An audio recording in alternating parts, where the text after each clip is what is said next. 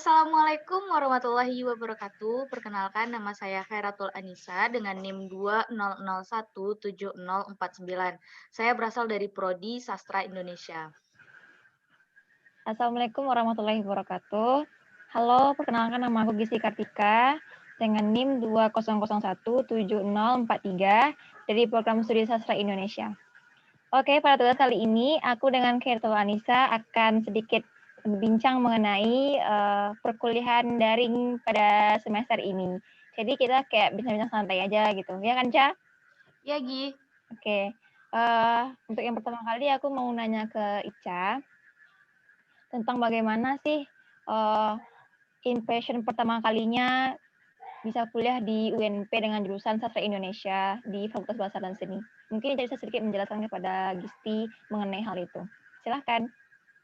Untuk impressionnya kuliah di UNP ini bangga sekali pastinya karena bisa sekolah di salah satu universitas ternama di Sumatera dengan akreditasi A dan masuk sastra Indonesia. Merupakan salah satu jurusan yang sangat diimpikan. Gitu. Kalau Gisti gimana perasaannya masuk UNP dan masuk sastra Indonesia? Kalau aku sebelumnya nggak terlalu aware ya bisa kuliah di UNP dengan jurusan Sastra Indonesia. Tadinya pengen kuliah di UNAN dengan jurusan Sastra Inggris, tapi karena memang mungkin belum rezekinya di situ, jadi rezekinya ada di UNP. Cuman kalau untuk first impressionnya di UNP itu senang banget sih, karena di UNP kayaknya lebih lebih lebih luas gitu, lebih di tengah-tengah kota. Mungkin dengan teman-teman, meskipun sih karena daring ini nggak terlalu bisa langsung tatap muka, cuman secara virtual. Cuman di UNP ini karena banyak ketemu sama teman-teman yang baik-baik, kayak Ica juga kan, rasanya senang aja gitu, happy aja gitu. Kalau Ica, rasanya gimana aja sama teman-teman yang di Sasindo, di Sastra Indonesia? Ada Ah, gitu merasa terlalu gimana gitu? Bisa diceritain sedikit? ah, Alhamdulillah dari awal kenal ya teman-teman di sastra Indonesia itu kayak udah ngeklop banget, udah deket banget rasanya kayak Gisti salah satunya kan. Kita temenan dari awal masuk sastra Indonesia di tahun 2020 dan ada lagi beberapa teman-teman yang lain yang lumayan deket. Tapi karena kita deketnya secara online, jadi pas ketemu tuh masih canggung. Kalau Gisti gimana pas pertama kali ketemu Ica pas ngambil KIPKA? Kurang lebih sama sih, masih ya agak canggung, tapi berusaha untuk menyesuaikan gitu. Berusaha buat agar yang di daring itu nggak jauh beda sama yang di aslinya gitu ketika ketemu. Cuman pas awal-awal kita ya emang pas tatap muka itu, pas ketemu itu meet up, itu emang rasanya tuh agak-agak berbeda dengan saat daring gitu. Ngerti nggak sih? Kayak gitulah pokoknya. Iya gitu. Terus Ica gimana cara sama kesennya mungkin ada yang gimana gitu, diceritakan sedikit.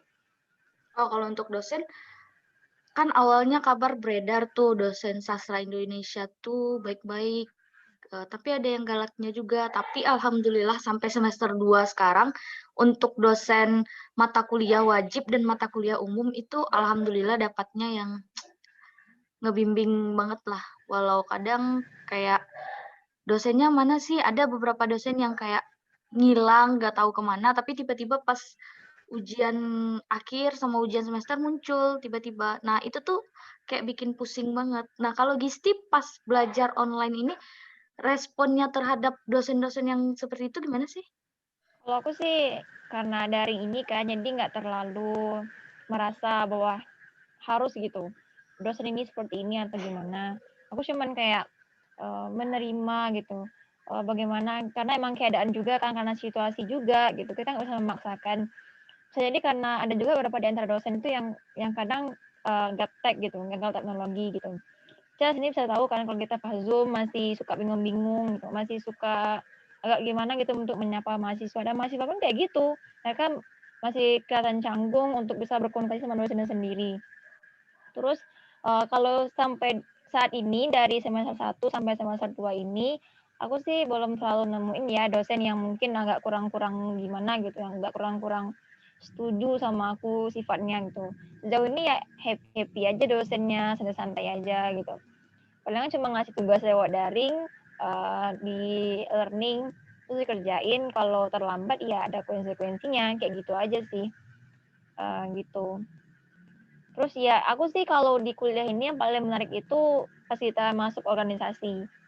Jadi ya pas aku dulu awal-awal semester 1 aku pernah ikut PPIPM, tapi karena nggak lulus cuman sampai di PAB, jadi rasanya agak sedih juga sih karena emang bisa masuk PPIPM itu emang impian kan, karena bisa relate dengan jurusan, belajar tentang banyak hal, dan banyak pengalaman.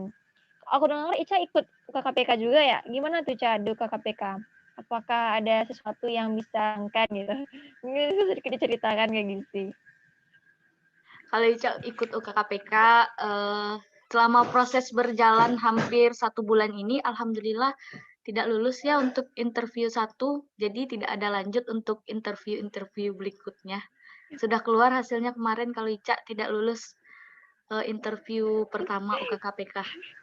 Kalau aku sih first time ya bisa nulis antologi cerpen bersama teman-teman di sastra Indonesia.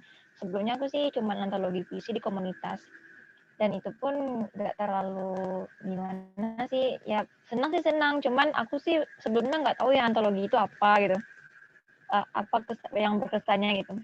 Cuman udah sejauh ini udah gabung di antologi cerpen juga sama anak sastra Indonesia, ternyata menyenangkan juga gitu. Banyak dapat banyak lagi tuh kebermanfaatannya untuk aku sendiri gitu. Di antaranya yang pertama bisa punya karya khususnya, terus bisa relate punya hubungan yang baik sama teman-teman di sastra Indonesia gitu. Terus juga mungkin bisa ngebaca karya masing-masing juga gitu. Karena kan anak di grup antologi cerpen itu kan berbagai macam kayak karyanya, kisah-kisah ceritanya gitu. Jadi di situ sih bisa lihat secara lebih lebih luas gitu. Kalau ada teman-teman kita yang lebih jago, yang lebih bisa menulis. Terus ya yang ketiga sih pengembangan diri itu sendiri gitu. Karena kita kan mahasiswa dituntut untuk lebih banyak berkarya, lebih banyak untuk aktif. Apalagi anak sastra ya pasti banyak nulis-nulis dan segala macamnya. Jadi kalau ditanya kesannya di grup antologi bisa menciptakan karya itu ya harus seorang mahasiswa harus melakukan itu, have to do that gitu. Kalau mahasiswa apalagi anak sastra nggak punya karya gitu, nggak punya cerpen ataupun puisi, rasanya nggak kurang aja gitu, atau bahkan nggak sama sekali dianggap gitu. Karena kita sastra ini mungkin nggak kayak akademik, cuman kita itu dilebihkan dalam bidang literatur sastra gitu. Disitulah kita bisa mempelajari hal-hal yang mungkin nggak kita pelajari di sekolah dulu gitu. Karena kalau sekolah kan random gitu mata pelajarannya. Ada akademik, ada eksat, ada seni juga gitu. Tapi karena udah kuliah ini kan lebih difokuskan gitu apa yang kita pelajari. Justru dengan adanya lebih difokuskan itu kita bisa lebih lebih kreatif gitu, lebih berkarya gitu, lebih produktif. Jadi sih aku sih senang-senang aja bisa gabung di grup antologi menciptakan karya sama teman-teman di sastra Indonesia. Dan Assalamualaikum warahmatullahi wabarakatuh. Halo Ibu, perkenalkan nama saya Gizi Kartika dengan NIM 2001743 dari Program Studi Sastra Indonesia Basindoda FBS UNP. Baiklah, pada kesempatan kali ini saya akan mengidentifikasi hasil dari wawancara saya dengan teman sekelompok saya tadi malam. Pertanyaan pertamanya adalah, apakah teman kelompok sudah melakukan mendengar aktif? Jawabannya adalah sudah. Jika sudah, keterampilan apa saja yang sudah digunakannya? Jawabannya adalah teman saya, Heratul Anissa, sudah menggunakan keterampilan kontak mata dan juga gestur menurut saya. Sebab, kenapa demikian? Saat ketika saya berbicara, teman saya Heratul Anissa itu dia selalu memandang mata saya. Dia tidak pernah melepaskan kontak matanya dengan saya. Istilahnya dia selalu melihat mata saya, dia selalu membangun komunikasi dengan cara terus memperhatikan saya ketika berbicara. Jadi dia lumayan tidak menghilangkan pandangannya kepada saya. Yang kedua adalah gestur. Jadi kalau untuk gestur ini, teman saya ini menggunakan gesturnya untuk men-feedback atau merespon apa yang saya ucapkan, apa yang saya diskusikan, apa yang saya jawab pertanyaan gitu. Dia seperti gestur ketika dia mengangguk, ketika dia mengiyakan gitu. Meskipun tidak terlalu jelas, tapi saya dapat merasakannya. Dua itu keterampilan sudah saya lihat dari teman saya itu ketika dia berbicara atau berdiskusi dengan saya. Pertanyaan selanjutnya adalah hambatan apa dalam mendengar yang dilakukan oleh rekan kelompok. Nah, menurut saya teman saya ini tidak punya hambatan sedikit pun ketika bercerita dengan saya. Di antaranya dia tidak mind reading, tidak filtering, tidak judging, tidak dreaming, tidak advising, tidak sparing, tidak deriving, tidak being right, dan tidak palaceting. Jadi dia seperti hanya mendengarkan saya dengan gestur dan juga kontak matanya. Dia tidak menyela apa yang saya ucapkan. Dan dia selalu memberikan feedback itu dengan tidak lewat suara, tapi dengan respon atau gesturnya aja. Ketika saya bilang ini, dia mengangguk dan sebagainya. Dan seperti itu saja. Baiklah Ibu, itulah identifikasi saya mengenai mendengar aktif. Materi mendengar aktif pada pertemuan kita pada kali ini.